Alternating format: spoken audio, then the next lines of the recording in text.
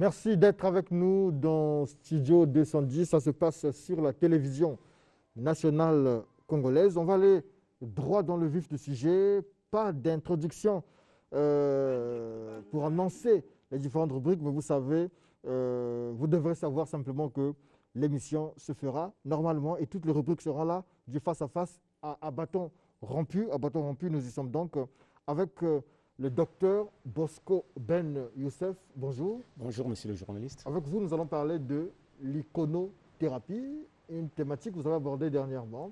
Bonjour, pasteur Jean-Pierre Eta, la voix du coq. Bonjour. Alors, en fait, vous êtes plutôt apôtre Jean-Pierre Eta. Avec vous, nous parlons de l'homme et de la promesse théophanique. C'est bien ça? L'homme et la promesse théophanique. Merci. Alors, docteur Bosco Ben Youssef, l'iconothérapie, qu'est-ce que c'est en un mot? Bon, c'est simple, c'est guérir les gens ou les hommes ou attribuer les solutions aux hommes malades à travers les fétiches. Icône veut dire morceau de bois, image, thérapie veut dire soigner. Nos ancêtres n'avaient pas besoin de l'OMS quelque part. Nos ancêtres n'avaient pas besoin des hôpitaux modernes. Mais nos ancêtres, toutefois qu'il y avait des problèmes sérieux, faisaient recours aux fétiches. Autrement dit, nous venons, ou moi, en tant que représentant des animistes, faire l'apologie de l'idolâtrie. Nous pouvons partir dans nos forêts, suturer certains bois sacrés, L'idolâtrie, c'est quoi? tailler. L'idolâtrie, c'est donner la valeur. Ido veut dire identique. Latrie veut dire respect. Donner le respect à mon grand-père que j'ai conditionné dans un morceau de bois, tout en sachant que mon grand-père en question fut puissant, et faire revivre cette puissance aujourd'hui même, même s'il a vécu il y a 60 ans de cela.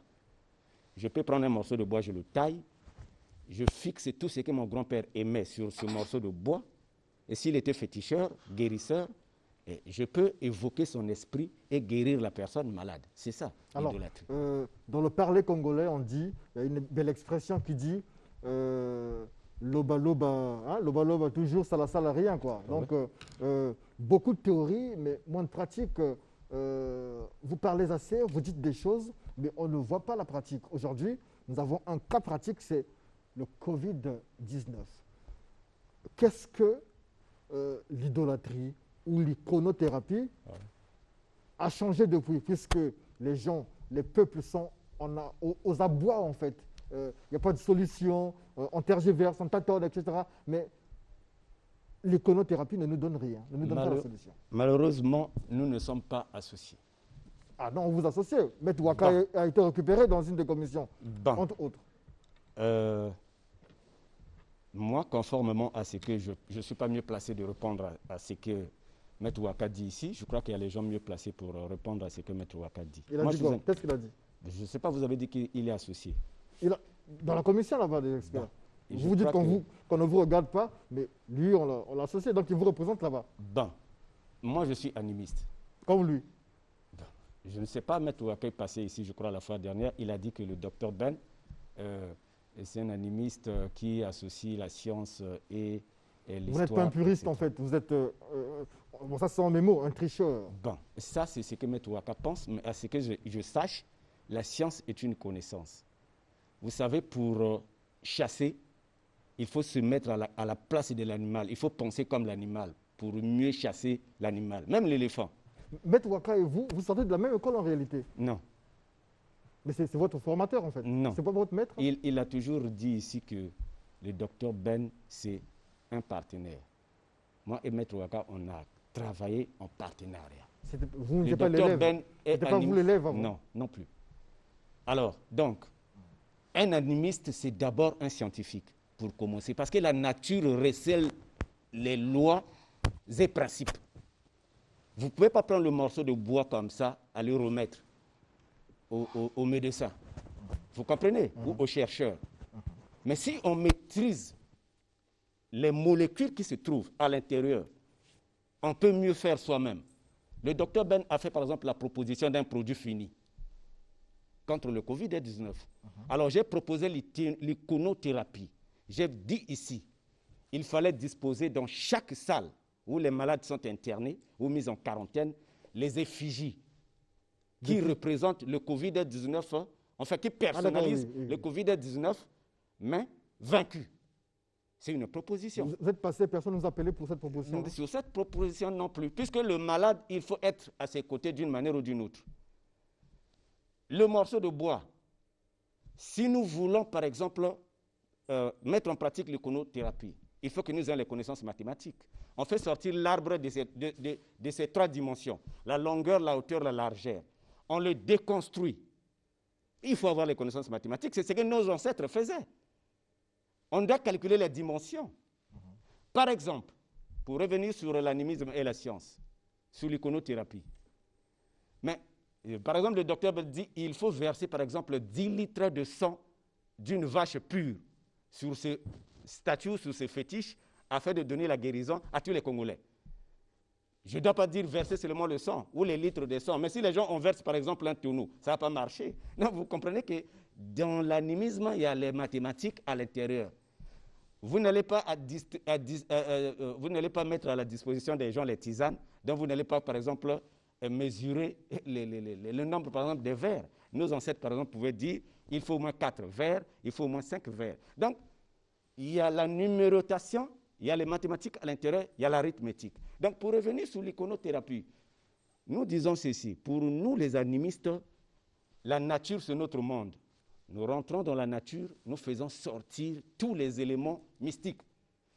Qu'est-ce qui vous empêche de le faire en ce moment? Mais nous ne sommes pas associés du côté mystique en tant que... Qui va vous associer? Est-ce que vous ne pouvez pas agir? On peut le faire, on est en train de le faire. On peut le faire, on est en train de le faire. Parce que nous le faisons... Ça veut dire quoi? On peut le faire, on est en train de le faire. On est en train de le faire, pourquoi? Parce que nous le faisons en tant que projet. On doit le faire en tant que projet. Nous disons que c'est notre projet de l'iconothérapie, c'est ce que nos ancêtres nous ont laissé. Lorsqu'un village est attaqué, nos ancêtres prenaient les dispositions. Il y avait des rituels qu'on pratiquait pour chasser les maladies. Mais où est le côté ritualiste? Bon, si nous prenons seulement les écorces, nous remettons aux médecins. On n'a rien fait. Ça, tout le monde peut le faire. Est-ce que les médecins, les laborantins ont besoin des tradithérapeutes pour ça? Pas du tout.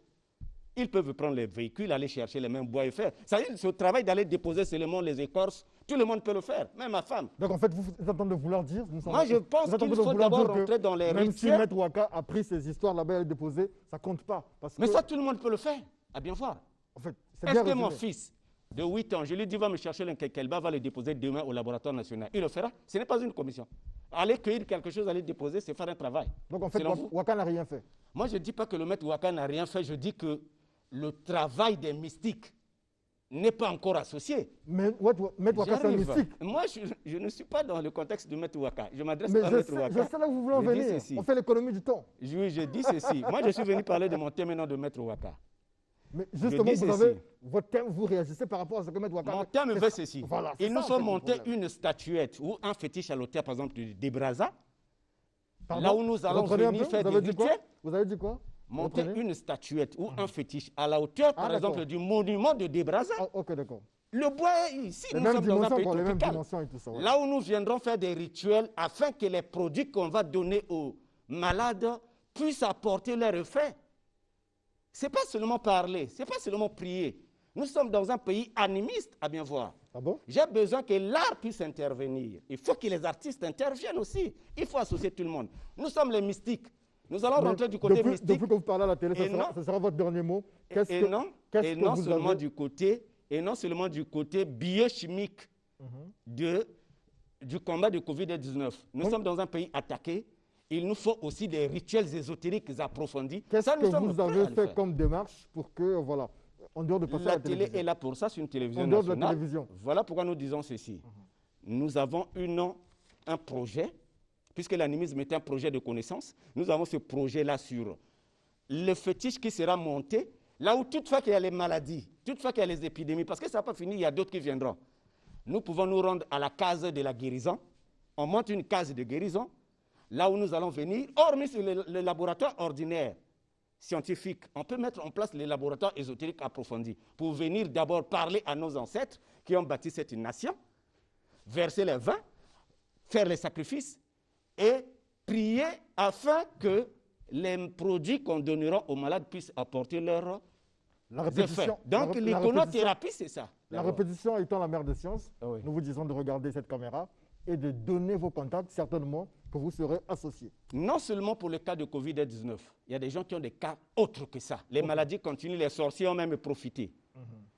Donc, toutefois qu'une personne a une situation dont elle cherche la solution, n'arrive pas à trouver la réponse, nous pouvons travailler le même schéma, mais à basse échelle. Au lieu que ça soit un truc monumentalement qui attire l'attention, ça peut être un truc simple, dans une maison ou quelque part. Donc pour ça, pour tout contact, pour ceux qui veulent approfondir la discussion avec le docteur Ben sur l'animisme exactement sur quoi, ils peuvent me contacter au 06 603 90 09. Je reprends, le 06 603 90 09 et le 05 349 68 22.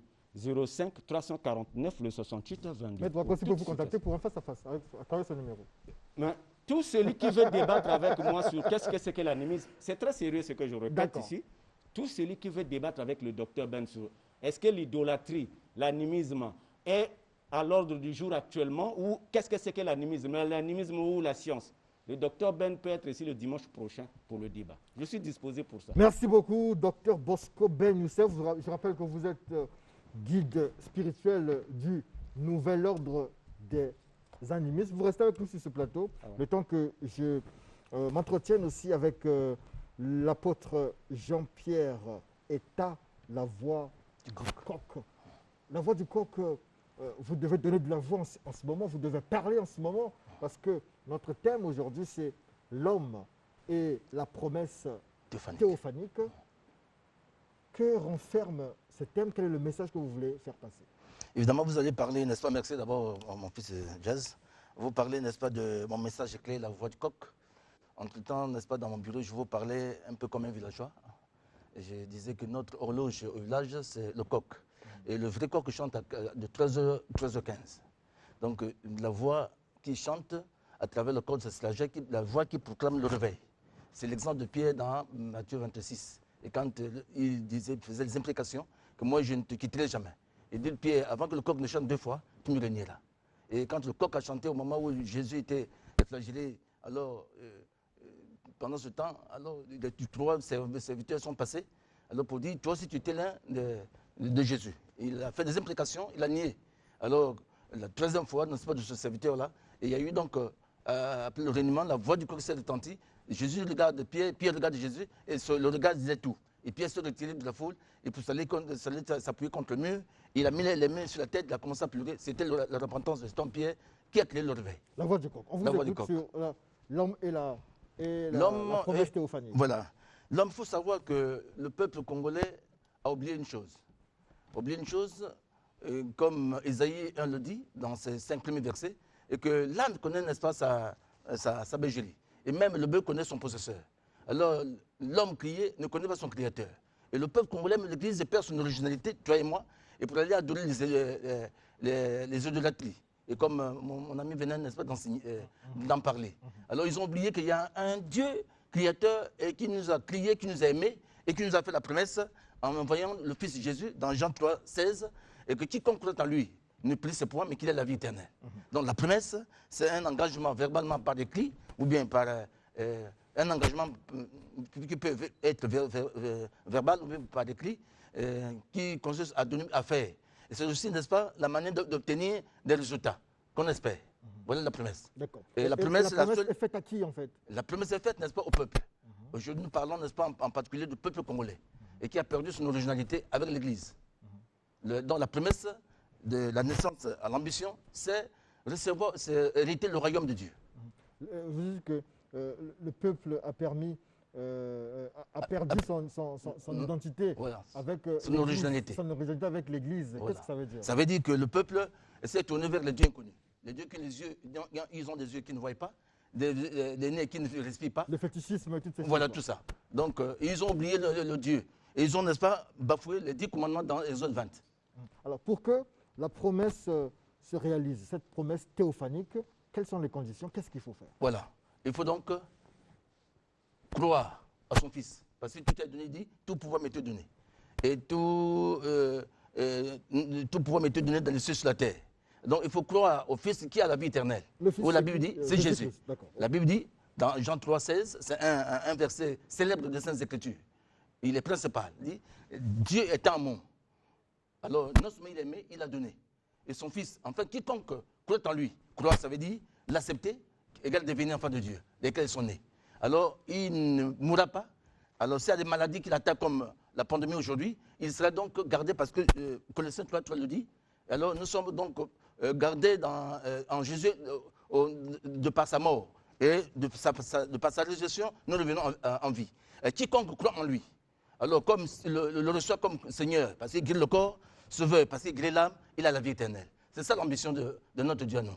Et les gens ont oublié, n'est-ce pas, des choses, dans ce verset-là, il parle de mariage, pour ceux qui se disent église, de l'argent, le voyage, sans pourtant savoir que l'ambition première de la naissance, l'ambition, c'est la vie éternelle. Si quelqu'un n'a pas la vie éternelle, en tout cas, il prépare l'enfer. En fait, c'est quoi la vie éternelle? La vie éternelle. La vie éternelle, c'est une vie que nous allons vivre éternellement avec le Seigneur lui-même, qui est notre époux. Ça veut dire que ceux qui sont dans l'iconothérapie, dans l'idolâtrie, n'auront pas la vie éternelle. Ils ne retrouvent pas le royaume. La Bible dit que heureuse la nation de l'éternel Dieu. Et heureuse le peuple qu'il choisit pour son héritage. L'héritage, donc, c'est la vie éternelle. Et si quelqu'un n'a pas la vie éternelle, alors il a la cathode. D'accord. Sinon, c'est l'enfer. Vous pouvez nous lire ce verset dont vous parlez là, ce verset principal voilà. Jean 3. C'est Jean 3. Jean 3, 16. Jean 3. Je Excusez-moi. rappelle que je reçois ici la voix du coq, l'apôtre Jean-Pierre État de l'Arche de l'Éternel. Il nous parle de l'homme et de la promesse théophanique. C'est un hypercute qui donne au docteur Bosco Ben Youssef qui nous a étalé des choses. Mais en fait, c'est un petit face-à-face qui se prépare le temps que... Il dit, oui. et c'est dit, le verset 16, nous sommes au chapitre 3 de Jean, Et- il dit oui, Dieu a tant, c'est une version, en tout cas courante, hein, Mhm. c'est le semeur. Oui, Dieu a tant aimé le monde et qu'il a donné son Fils, son unique, et pour que tous ceux qui placent leur confiance en lui échappent à la perdition et qu'il ait la vie éternelle. Échappent à la perdition.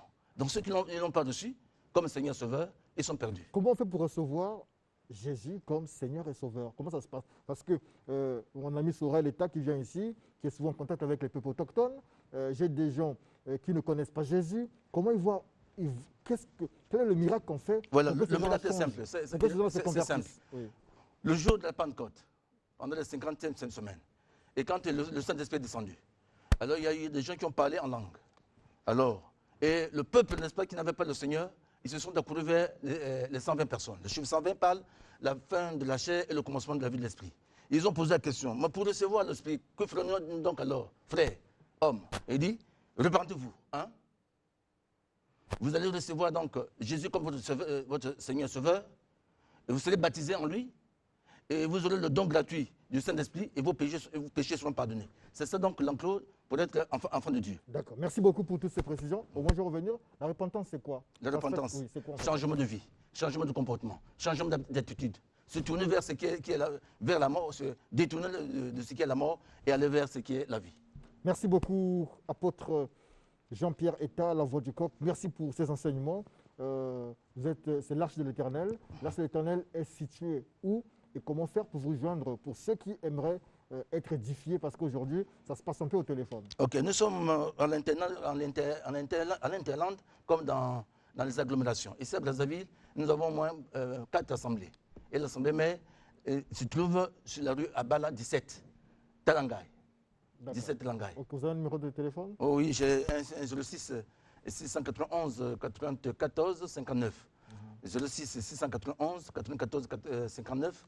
Il y a un 05 564 33 94. Alors, j'ai de beaux souvenirs. Hein. J'étais passé à l'Arche de l'Éternel. Tout à fait. Il y a un groupe qui avait joué. Nous avons même demandé à ce groupe-là, nous avons invité ce groupe-là ici. J'ai oublié le nom du Hier, groupe. c'était je suis, aujourd'hui, c'est baptisé les rachetés. Les rachetés. Et donc, on va saluer les rachetés Voilà. du côté de l'église l'Arche de l'Éternel. Je sais qu'ils sont à la maison. Je sais qu'en ce moment, ils suivent le pasteur. On vous dit, docteur Bosco Ben, L'apôtre Jean-Pierre État. Dr Bosco Ben Youssef et l'apôtre Jean-Pierre État, on vous dit merci. Et l'apôtre Dr moi, Bosco Ben je Youssef, penserais vous avez que- écouté l'apôtre, Oui. il faut vous repentir. Je Il faut penserais vous repentir. je penserais que l'apôtre n'a pas lu l'apôtre Paul qui dit dans Actes chapitre 21, verset 15, pour ceux qui ne sont pas les chrétiens, pour les païens, qui se sont affiliés au Seigneur, qu'ils s'abstiennent seulement lorsqu'ils font les rituels tels que j'ai dit là. Par exemple, nous coupons le bœuf, qu'ils ne mangent plus cette viande-là sacrifiée aux idoles et qu'ils s'abstiennent de la fornication. C'est la Bible ne dit nulle part que les païens dont nous sommes, nous ne devrions pas nous asseoir dans nos traditions, etc., etc. Ça ne dit nulle part. Si le pasteur a des écritures, il viendra me les brandir ici. Le païen, c'est qui en fait? C'est vous ou bien c'est qui en fait le païen? Que vous appelez païen? Le païen, c'est le gentil. Est-ce que c'est mauvais d'être gentil? C'est quoi le gentil? Moi, Voilà, le gentil, c'est l'Africain, c'est l'Éthiopien. Ça veut dire que le mot païen veut dire gentil. L'apôtre est aussi un païen. Mais c'est un païen. Est-ce que si l'apôtre aujourd'hui prie au nom de son grand-père, Dieu va l'accuser en quoi? Dieu va le condamner en quoi? En quoi Dieu va le condamner? C'est qu'il dit, nous sommes les gentils, les païens, ok. Oui, je suis païen, je suis gentil. Il n'a pas tort pour dire que nous qui sommes les nations, nous sommes les gentils. Oui, on ne doit pas abandonner nos coutumes. C'est-à-dire nulle part ça n'existe. C'est pas un problème. Et nous les gentils, c'est le même apôtre, l'apôtre Paul que tu en parles, et que Dieu, n'est-ce pas, l'a sélectionné parmi tant d'autres, les Juifs, pour qu'il apporte, n'est-ce pas, l'évangile aux païens, que nous sommes aujourd'hui. Et nous sommes devenus chrétiens à cause du message de l'apôtre Paul. Voyez-vous, lesquels sont nés. Voilà pourquoi, au départ, je parlais de Jean 1, verset 12, qui dit, il s'est tourné vers, n'est-ce pas, vers les siens l'ont rejeté, alors il est venu vers les nations, les gentils que nous sommes. Et les gentils l'ont reçu, alors, et c'est comme ça que, après avoir reçu le Seigneur, croire et plus le savoir devenir enfant de Dieu, alors aujourd'hui, nous sommes devenus enfants de Dieu pour ceux qui ont accepté Jésus comme Seigneur et Sauveur. Merci beaucoup. On verra ça après. On va en parler dans les coulisses et on verra ce qu'on va faire de toutes les contributions des uns et des autres. C'était à bâton rompu avec un spirituel et un homme de Dieu, pour ne pas dire un homme d'église. On vous dit merci d'avoir édifié le peuple. Tout de suite, le temps du réveil et Studio 210 continue, vous le savez.